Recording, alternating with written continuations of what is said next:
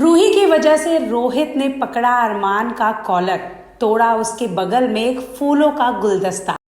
Subscribe करें India forums Hindi को और घंटी के निशान को दबाएं ताज़ा खबरों के लिए। सीरियल ये रिश्ता क्या कहलाता है में आएगा बड़ा ट्विस्ट। आप देख रहे हैं रूही कितनी शातिर चालें चल रही हैं। रूही ने जिस तरह रेस्टोरेंट वाली चाल चली, वैसे घर पे भी यहाँ ड्रामा करने में बाज नहीं आ रही है। आप देखेंगे रोहित और रूही एक ही कमरे में है। आज जब बाहर जा रहा होता है रोहित, तो रूही उसे रोकती है और कहती है हम दोनों में से कोई बाहर नहीं जाएगा, हम इसी कमरे में रहेंगे, क्योंकि तुम जब नहीं थे तो मैंने इसी कमरे में तुम्हारा इंतजार किया है। आप देखेंगे अचानक से रोहित की नींद खुलेगी, उसे कुछ रोने की और किसी के कुछ बुदबुदाने की आवाज़ आएगी।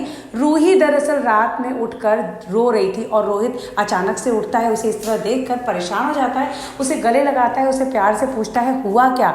ऐसे में रूही फिर से करती है ड्रामा और कहती है कि अरमान की वजह से मेरी और तुम्हारी डेट स्पॉयल हो गई। हम दोनों वहाँ गए थे तो अरमान को वहाँ आने की क्या ज़रूरत थी, और रोहित तो हमारा कितना भोला भाला है, वो रूही की बातों में फंस जाता है। अचानक से ये दोनों बात ही कर रहे थे कि अरमान वहां से गुजरता है। रोहित का गुस्सा सातवें आसमान पर होता है और वो पहुंचकर अरमान का कॉलर पकड़ लेता है, उस पर चिल्लाता है, भड़कता है, वहां रखा हुआ एक फूलों का गुलदस्ता तोड़ देता है। रूही को लगता है ये बात कुछ ज़्यादा बढ़ जाए और अगर ये बात अबीरा तक गई तो अबीरा सबको सच बता देगी। ऐसे वो भाग के आती है, इस झगड़े को रोकती है, रोहित के सामने हाथ जोड़ती है, उसके पैर पड़ती है कि जो हुआ उसे जाने दो।